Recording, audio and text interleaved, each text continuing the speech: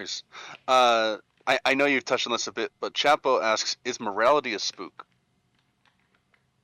A spook, that is a mythology, made up stuff. No, morality is really, really, really important. Morality is like a map on how to live your life. You don't go to a new city without a GPS and a navigation system. Morality is like your nav system. It tells you how to navigate life. It gives you the principles by which you make important decisions in your life. And without a nav system, you would get lost. You would waste time. You would run around in circles, and you might even fall off a cliff.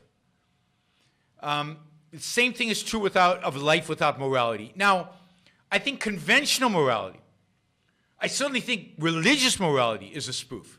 It's made up. It's out of nowhere. It's out of thin air. So what we need is an objective morality. What we need is a morality based on scientific knowledge. What we need is a morality based on empirical evidence. What we need is a morality based on an understanding of human nature, an understanding on the kind of behaviors that we must engage in reality in order to be successful. Because morality is about success. Morality is a guide to success. It's a map that leads you to life, leads you to flourishing, leads you to happiness. That's what morality is about, and it's essential. And I think we see people floundering in life. We see people, particularly as they get older, being unhappy, not achieving their goals, being resentful, being cynical. Maybe your parents are like this. And that's because they don't have the right moral compass or moral map. They don't know where they're going, and they don't know how to get there, even if they did know where they're going. That's why you have libraries full of books on self-help, because morality, conventional morality, is not teaching people how to achieve happiness. What you need is a proper morality, and I think to date, the only philosopher who's presented us with a moral system to live life as a human being is Ayn Rand. It's built on foundations laid, I think, by Aristotle, but it's Ayn Rand, and it's a shame that so few people read her and so few people take her seriously. But the fact is that she actually presents you with a GPS to navigate your life. It doesn't give you every turn. It gives you the principles by which to make a decision on which turn to make. And it's a lifesaver, and it's a happiness saver. And to begin with, I wonder if I can ask you to capsulize. I know this is difficult. Can I ask you to capsulize your philosophy? What is Randism? First of all, I do not call it Randism, and I don't like that name. I call it Objectivism. All right. Meaning a philosophy based on objective reality. Now let me explain it as briefly as I can.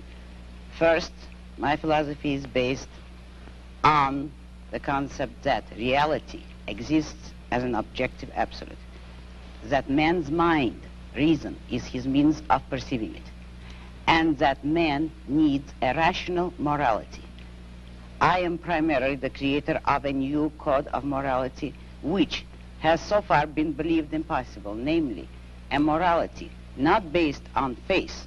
On faith? Not on faith, not on arbitrary whim, not on emotion, not on arbitrary edict, mystical or social, but on reason, a morality which can be proved by means of logic, which can be demonstrated to be true and necessary.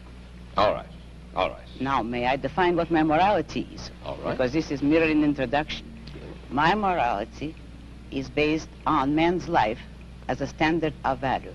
And since man's mind is his basic means of survival, I hold that if man wants to live on earth and to live as a human being, he has to hold reason as an absolute, by which I mean that he has to hold reason as his only guide to action, and that he must live by the independent judgment of his own mind, that his highest moral purpose is the achievement of his own happiness, and that he must not force other people nor accept their right to force him, that each man must live as an end in himself and follow his own rational self-interest. May I? All right, before we go on, reminder, please like the show. We've got 163 live listeners right now, 30 likes. That should be at least 100. I figure at least 100 of you actually like the show. Maybe there are like 60 of the Matthews out there who hate it, but at least the people who are liking it, you know, I want to see a thumbs up. There you go. Start liking it. I want to see that go to 100. All it takes is a click of a thing, whether you're looking at this.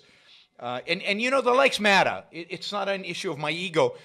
It's an issue of the algorithm. The more you like something, the more the algorithm likes it. So, you know, and if you don't like the show, give it a thumbs down. Let's see your actual views being reflected in the likes. But if you like it, don't just sit there. Help get the show promoted. Of course, you should also share. And you can support the show at yaronbrookshow.com/support, or on Patreon or Subscribestar or Locals, and show your support for the work, for the value hopefully you're receiving from this.